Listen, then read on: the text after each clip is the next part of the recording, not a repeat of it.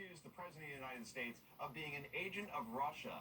He then goes back to the Russia card from the bottom of the deck, mind you, and accuses Axios, not exactly a bastion of conservative sentiment, of colluding with the president to put this story out about him because the president sees Eric friggin' Swalwell as a threat because, what, he ran for president for 5 minutes or he failed in his impeachment?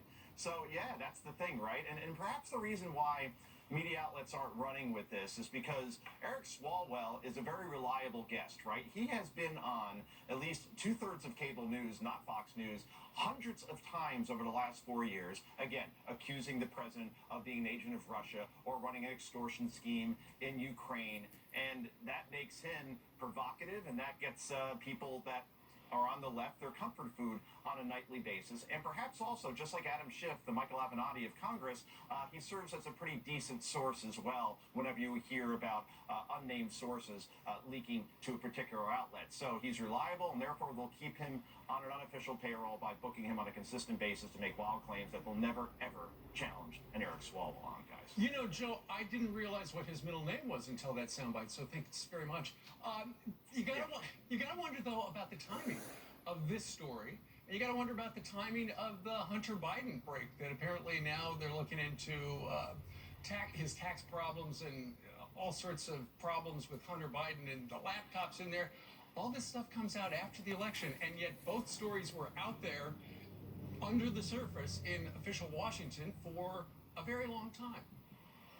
Yeah, isn't that amazing, Steve? Now it's okay to talk about Hunter Biden. It's after the election, right? Right? We couldn't even discuss it online, or else your account got locked out by Twitter. So social media, traditional media saying, thou shalt not discuss the Hunter Biden story. We're not even going to pursue it, investigate it. Of course, sure maybe now that'll happen because... No, I have a feeling they don't, guys. So, anyway, I know you're short on time, but no, I have to bring my... for you.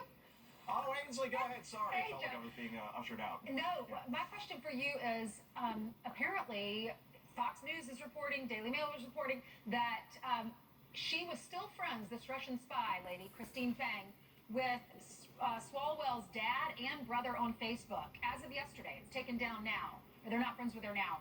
But if he knew she was a Russian spy in 2015, or a reported Russian spy, Chinese spy, we talk so much about Russia, Chinese spy, then why would they still be friends with her? That's my question. If she left the country, he says he didn't have contact with her after that. Well, are your friends on Facebook really your friends, Ainsley? I mean, there are some that have been quite shocking over the last couple of years in terms of some of the things they have said about me on Facebook. But to your point, though, all levity aside, the fact that they would be friends on social media, that's also another way of communicating, by the way, right? There's something called Facebook Messenger where you can actually trade messages back and forth. The bottom line is that we just don't know. Eric Swalwell has not been accused of any wrongdoing since, he obviously, this was several years ago. But at the same time, let's show some consistency, guys, as far as covering this, because I think I have Matt Gaetz on before, and he's the perfect example. If he had been involved in something like this before he got into Congress, or this were any of the president's children, you would need to add an hour to 24/7 cable news to cover the outrage, the pious soapbox journalism that we would see.